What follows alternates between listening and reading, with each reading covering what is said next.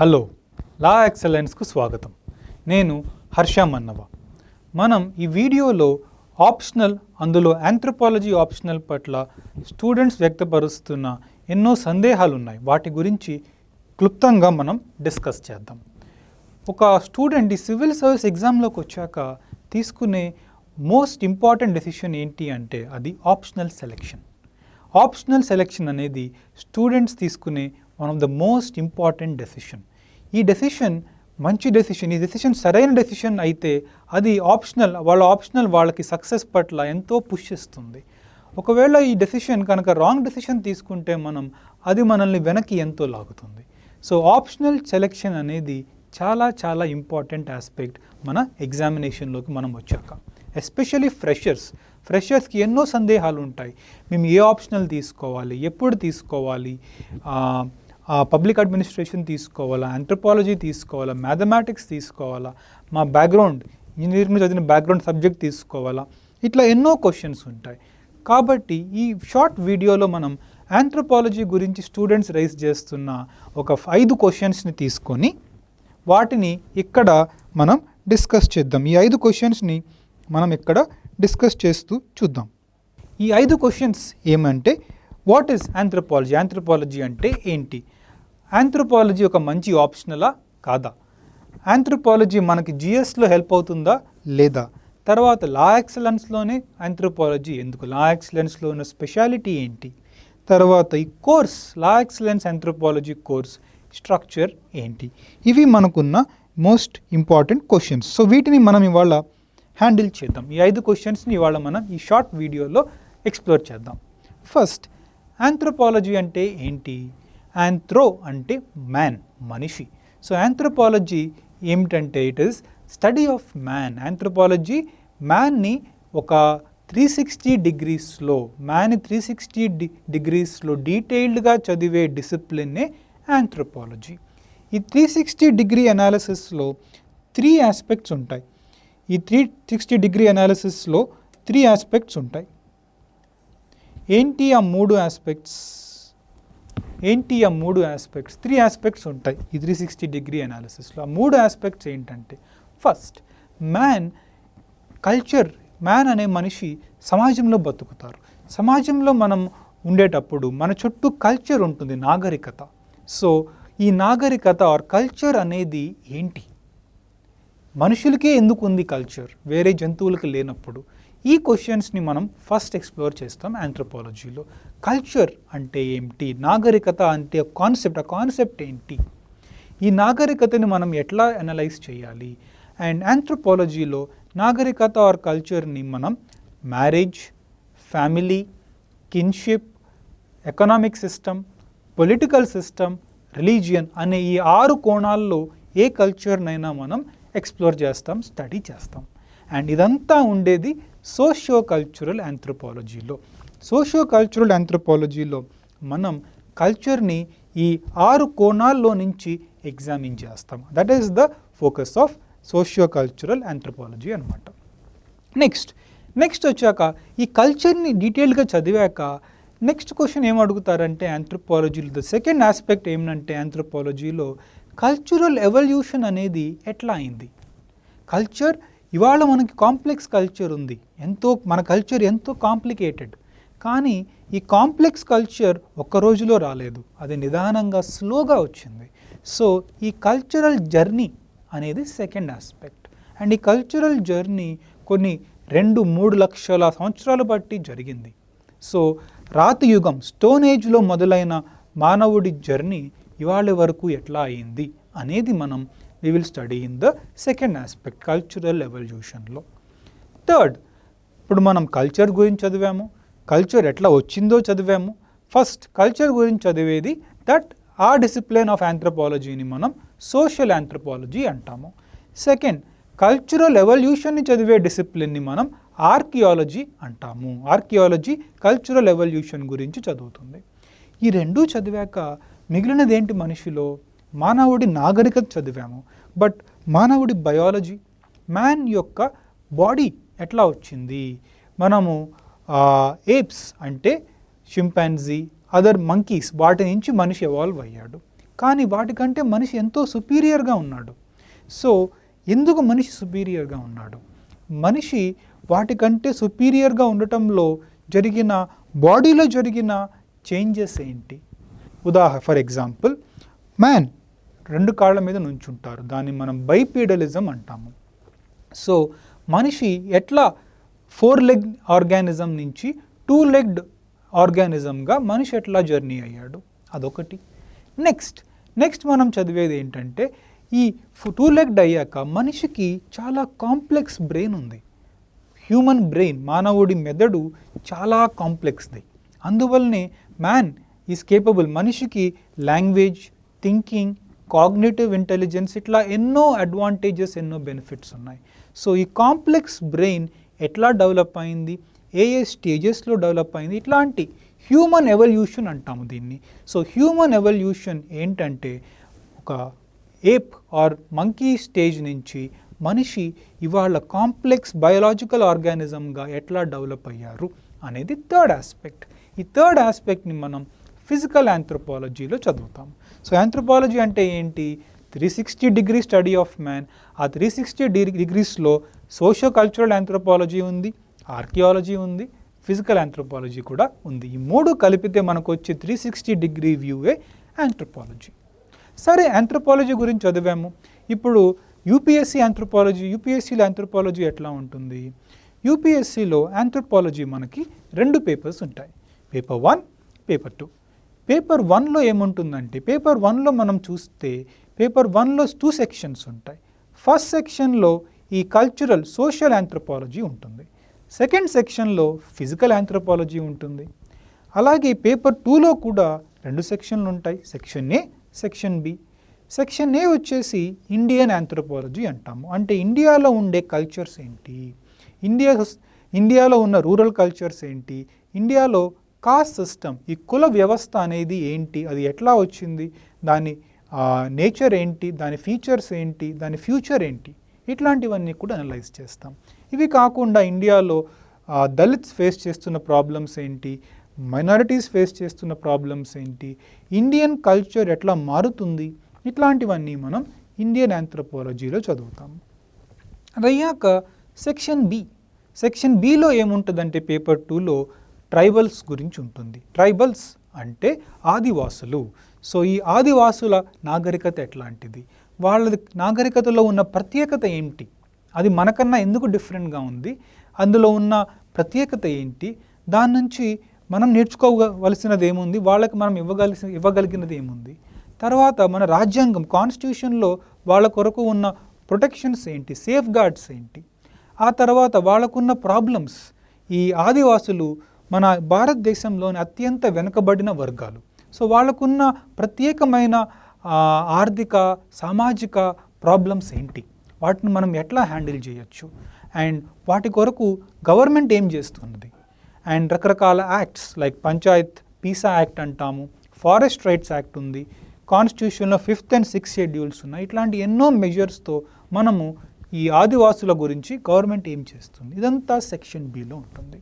So bottom line ఏంటంటే, summary ఏంటంటే, first పేపర్లో మనం కాన్సెప్ట్స్ చదువుతాము, ఆంథ్రోపాలజీ కాన్సెప్ట్స్, థియరీ.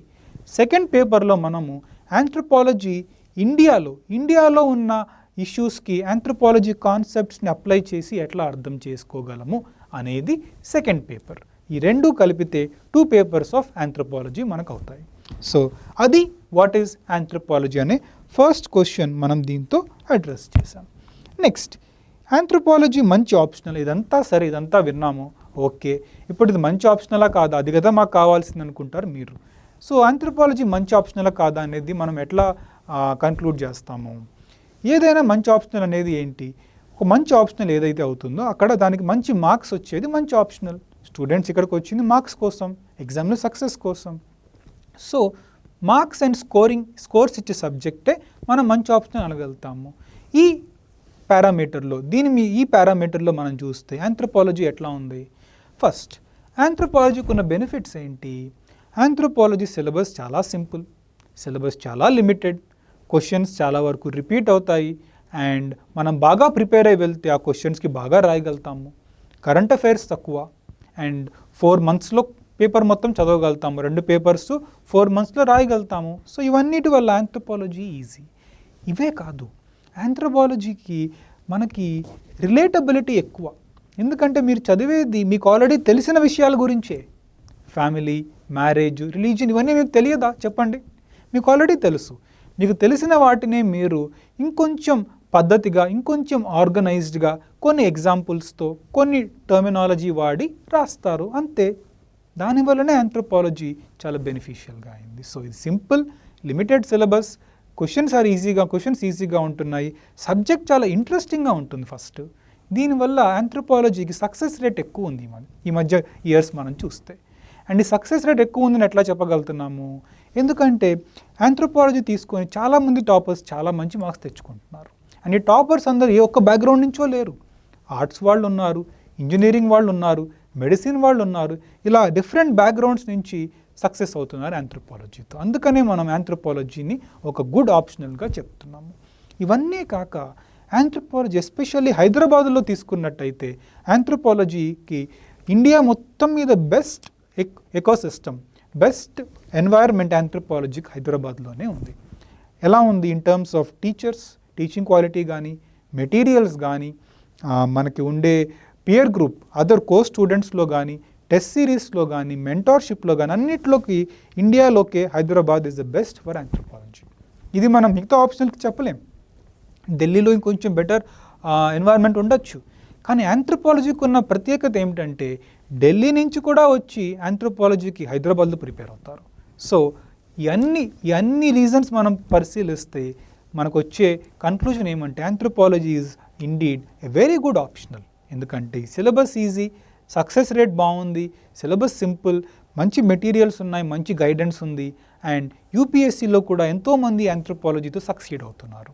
ఇక్కడ మనం గమనించవలసిన విషయం ఏమిటంటే ఆంథ్రోపాలజీతో సక్సెస్ అవుతున్న వాళ్ళు ఫ్రెషర్సే కాదు, ఎంతోమంది రిపీటర్స్ కూడా వాళ్ళు 2-3 అటెంప్ట్స్ వేరే ఆప్షనల్తో రాశాక ఆంథ్రోపాలజీకి వస్తున్నారు. ఇక్కడ మనం చెప్పుకోదగ్గ ఎగ్జాంపుల్ అనుదీప్ దూరిశెట్టి. ఆయనకు ఫస్ట్ ర్యాంక్ వచ్చింది 2017లో. ఆయన 4 అటెంప్ట్స్ వేరే ఆప్షనల్తో రాశారు, కానీ సక్సెస్ రాలేదు, ఆయన ఊహించిన సక్సెస్ రాలేదు. అందుకని 5వసారి ఆంథ్రోపాలజీకి మారి రాస్తే ఫస్ట్ ర్యాంక్ వచ్చింది ఆయనకు. సో ఆంథ్రోపాలజీ రిపీటర్స్ కూడా దీనికి వస్తున్నారంటే దాని అర్థం ఏమిటి? మేబీ ఫస్ట్ టైం మేము మిస్టేక్ చేశాము ఆప్షనల్ చాయిస్లో, అందుకని ఆ మిస్టేక్ని మేము ఎప్పుడైనా కరెక్ట్ చేసుకుందాము అని 3 years 4 years అయిపోయాక వాళ్ళు మారుతున్నారు. కాబట్టి మీకు ముందే ఆ తప్పు చేయకుండా మీరు బెనిఫిట్ పొందొచ్చు by choosing the right optional.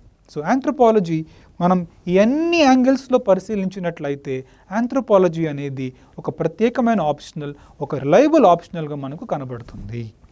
Next, ఇది జిఎస్లో హెల్ప్ అవుతుందా? ఈ క్వశ్చన్ కూడా చాలామంది స్టూడెంట్స్ నుంచి మనకు వస్తుంది. ఆంథ్రోపాలజీ జిఎస్లో మనకు నిజంగా హెల్ప్ అవుతుందా?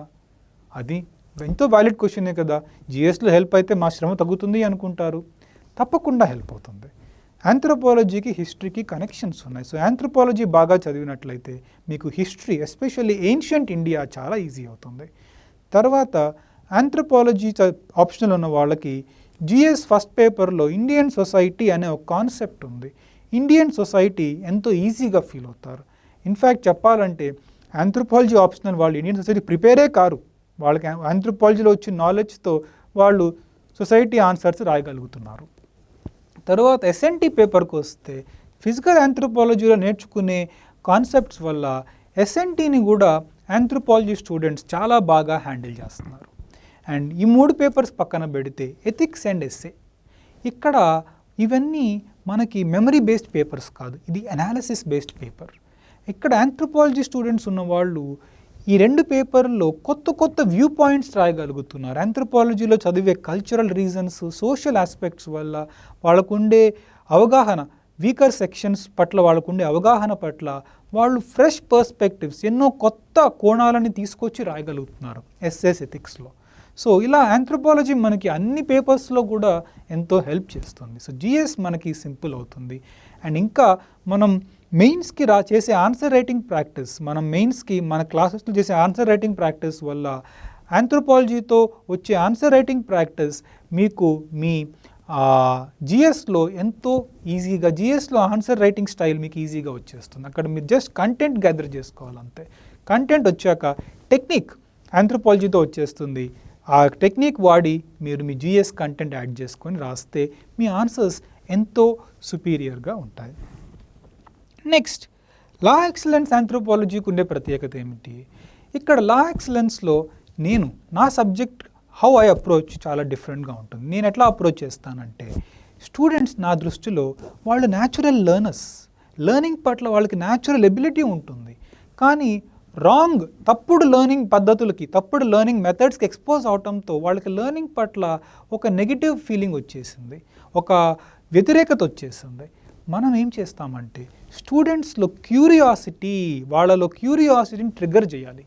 సో నా క్లాసెస్ అప్రోచ్ అంతా ఎట్లా ఉంటాయంటే, స్టూడెంట్స్లో మనము ఆ కుతూహలం, క్యూరియాసిటీని ట్రిగ్గర్ చేస్తే వాళ్ళంతటా వాళ్ళే నేర్చుకుంటారు. మీకు ఒక సినిమాకు వెళ్ళి చూడమని ఎవరైనా చెప్పాలా? మీ క్యూరియాసిటీ ఉంటే మీరే వెళ్ళి చూస్తారు కదా. అట్లాగనే ఆంథ్రోపాలజీ పట్ల మీ క్యూరియాసిటీ, లెర్నింగ్ పట్ల మీ క్యూరియాసిటీని మేము ట్రిగ్గర్ చేస్తే మేము ఆపమన్నా మీరు ఆపకుండా చదువుతారు. సో ఒక టీచర్గా వాట్ ఈజ్ మా రోల్ అంటే మీకు ఆ క్యూరియాసిటీని ట్రిగ్గర్ చేయాలి. అండ్ ఆ క్యూరియాసిటీని, ఇంట్రెస్ట్ని క్రియేట్ చేయడానికి మన క్లాస్ రూమ్లో ఎన్నో రకాల టీచింగ్ టూల్స్ వాడతాము. టీచింగ్ చాలా ఇంటరాక్టివ్గా ఉంటుంది. నా టీచింగ్ ఎప్పుడు కూడా క్వశ్చనింగ్ బేస్డ్లో ఉంటుంది. స్టూడెంట్ పార్టిసిపేషన్ చాలా ఎంకరేజ్ చేస్తాము. ఎన్నో వీడియోస్ వాడతాము. వీడియోస్ వాడటం వల్ల స్టూడెంట్స్కి ఒక ఇమాజినేషన్, ఒక విజువల్ అపీల్ వస్తుంది. దానివల్ల వాళ్ళు ఊహించుకోవటానికి వాళ్ళ థాట్ ప్రాసెస్ ఎంతో సుపీరియర్ అవుతుంది. అండ్ వీడియోస్తో పాటు డిస్కషన్స్, స్టూడెంట్స్ మధ్య డిస్కషన్స్, క్లాస్లో డిస్కషన్స్, స్టూడెంట్స్ని పిలిపించి వాళ్ళ ప్రజెంటేషన్స్ చేయిస్తాము క్లాస్లో. వాళ్ళ ప్రజెంటేషన్స్ ద్వారా వాళ్ళకున్న ఐడియాస్ మిగతా వాళ్ళకి అర్థమయ్యేటట్టు చెప్తాము. తర్వాత రైటింగ్ ప్రాక్టీస్, ప్రింటెడ్ నోట్స్ ఇస్తాము. అలాగే క్లాస్లో రెగ్యులర్గా నోట్స్ రాయిస్తాము. ఆ రైటింగ్ వల్ల కూడా వాళ్ళు విన్నాక వెంటనే రాశాక ఏమవుతుంది అంటే వాళ్ళ మైండ్లో ఆ కాన్సెప్ట్ 2 times తెలియకుండానే రివైజ్ అయిపోతుంది. సో ఇట్లాంటి multiple tools, interactive teaching, videos, writing practice, discussions, presentations, ఇట్లా మల్టిపుల్ టీచింగ్ టూల్స్ వాడటం వల్ల స్టూడెంట్స్కి క్లాస్ రూమ్లో ఎంగేజ్మెంట్ వస్తుంది. క్లాస్తో వాళ్ళు కనెక్ట్ ఫీల్ అవుతారు. రేపు ఆంథ్రోపాలజీ క్లాస్ ఎప్పుడు వస్తుందా అన్న ఇంట్రెస్ట్ క్రియేట్ చేయాలి. సో నా గోల్ ఏంటంటే కోర్స్ అయిపోయేటప్పటికి స్టూడెంట్స్ మస్ట్ ఫీల్ వాళ్ళకి ఒక మంచి పాజిటివ్ ఎక్స్పీరియన్స్తో, ఒక హ్యాపీ ప్లెజెంట్ ఎక్స్పీరియన్స్తో మేము ఈ కోర్స్ నిజంగా ఎంజాయ్ చేశాము అనే ఒక అనుభూతితో వాళ్ళు వెళ్ళాలని కోరుకుంటాము. అండ్ ఈ గోల్ కొరకు మనం మల్టిపుల్ టూల్స్ వాడుతున్నాము. అండ్ అంతేకాకుండా నేను ఇంకా నమ్మే విషయం ఏంటంటే ప్రతి ఒక్క స్టూడెంట్కి ఒక ప్రత్యేకత ఉంటుంది. ప్రతి స్టూడెంట్కి నేర్చుకోవాలి అన్న క్యూరియాసిటీ ఖచ్చితంగా ఉంటుంది. Everybody is a natural learner. As a teacher నా రోల్ ఏంటంటే మీలో ఉన్న ఆ మీలో ఉన్న న్యాచురల్ లెర్నింగ్ ఎబిలిటీని ట్రిగర్ చేయాలి. ఆ క్యాండిల్ని వెలిగించగలగాలి, ఆ స్పార్క్ క్రియేట్ చేయాలి. అండ్ ఆ స్పార్క్ క్రియేట్ చేయడానికి మనం రకరకాల టూల్స్ వాడతాము. అండ్ అంతేకాకుండా ఈచ్ స్టూడెంట్ ఇస్ స్పెషల్ అని నమ్ముతాను నేను. ఇద్దరు ఒకటి కాదు, దెర్ ఇస్ డైవర్సిటీ. స్టూడెంట్స్ మధ్య డైవర్సిటీ ఉంటుంది. కాబట్టి మనం డైవర్స్ టీచింగ్ టూల్స్ వాడితేనే డిఫరెంట్ స్టూడెంట్స్ గ్రాస్ప్ చేస్తారు. కొంతమంది క్లాస్లో విని నేర్చుకుంటారు, కొంతమంది వీడియోస్ చూసి నేర్చుకుంటారు, కొంతమంది మెటీరియల్ చదివి నేర్చుకుంటారు. కాబట్టి ఈ స్టూడెంట్కి వాళ్ళకి కావాల్సిన స్టైల్, వాళ్ళకి కావాల్సిన మెథడ్ వాళ్ళకి రీచ్ అయ్యేటట్టు మల్టిపుల్ మెథడ్స్ తీసుకొని స్టూడెంట్స్తో అప్రోచ్ అవుతాము. అది మా దగ్గర ఉన్న స్పెషాలిటీ. తర్వాత కోర్స్, లా ఎక్సలెన్స్ ఆంథ్రోపాలజీ కోర్స్ గురించి మీరు ఏం తెలుసుకోవాలనుకుంటున్నారు? బేసిక్ డీటెయిల్స్ ఏంటి? ఫస్ట్, ఈ కోర్స్ మనం ఆగస్ట్ 1st వీక్లో స్టార్ట్ చేయబోతున్నాము. అండ్ ఈ కోర్స్ 4 months ఉంటుంది. అబౌట్ 16 weeks, 16 వారాల్లో మనం కోర్స్ హ్యాండిల్ చేస్తాము. తర్వాత క్లాసెస్ 2:30 to 4:30 మధ్యాహ్నం ఉంటాయి. బోత్ ఆఫ్లైన్, ఆన్లైన్ మోడ్స్లో ఉంటాయి. And classes 5 days a week ఉంటాయి. అండ్ క్లాసెస్తో పాటు టెస్ట్ సిరీస్ ఉంటుంది. ఎవ్రీ మాడ్యూల్ అయ్యాక, ఎవ్రీ యూనిట్ అయిపోయాక మనకి సెక్షనల్ టెస్ట్ ఉంటాయి, ఫైనల్లో ఫుల్ టెస్ట్ ఉంటాయి. అండ్ క్లాస్లో నోట్స్ ఉంటుంది, నోట్స్ రాయిస్తాము, హ్యాండ్అవుట్స్ ఇస్తాము, అండ్ ప్రింటెడ్ మెటీరియల్ కూడా ఇస్తాము. వీటితో పాటు వీడియో సపోర్ట్ కూడా ఇస్తాము. ఇవన్నీ కాక నా కోర్సులో ప్రత్యేకత ఏమిటంటే నేను అవుట్డేటెడ్ మెటీరియల్స్ వాడను. మనం వాడే materials will be world class. వరల్డ్లో బెస్ట్ యూనివర్సిటీస్లో యూస్ చేసే ఆంథ్రోపాలజీ రీసోర్సెస్ తీసుకొని వాటిని సింప్లిఫై చేసి స్టూడెంట్స్కి ఇస్తున్నాము. ఎందుకంటే స్టూడెంట్స్ లేటెస్ట్ మెటీరియల్స్కి ఎక్స్పోజ్ అయి ఉండాలి, లేటెస్ట్ నాలెడ్జ్ తీసుకోవాలి, అవుట్డేటెడ్ నాలెడ్జ్ చదవకూడదు. అప్పుడు లేటెస్ట్ నాలెడ్జ్ రాసినప్పుడే ఎగ్జామినేషన్లో మార్క్స్ వస్తాయి. సో మన మెటీరియల్ కూడా హైలీ కంటెంపరీ, హైలీ అప్డేటెడ్ ఉంటుంది. దానివల్ల మన దగ్గర చదివే స్టూడెంట్స్ రాసే పాయింట్స్ మిగతా దగ్గర స్టూడెంట్స్ దగ్గర ఉండవు. సో స్టూడెంట్స్ చాలా ఈజీగా స్టాండ్అవుట్ అవుతారు క్రౌడ్లో. సో ఇవి మన దగ్గర ఉన్న స్పెషాలిటీస్. అండ్ నేను నమ్మే ఫిలాసఫీ మీరు నమ్ముతారని కోరుకుంటున్నాను. And I hope to see you soon. తొందరలో మన కోర్స్లో మిమ్మల్ని అందరినీ కలవాలని కోరుకుంటున్నాను. And I will see you there. Until then, take care. Good by.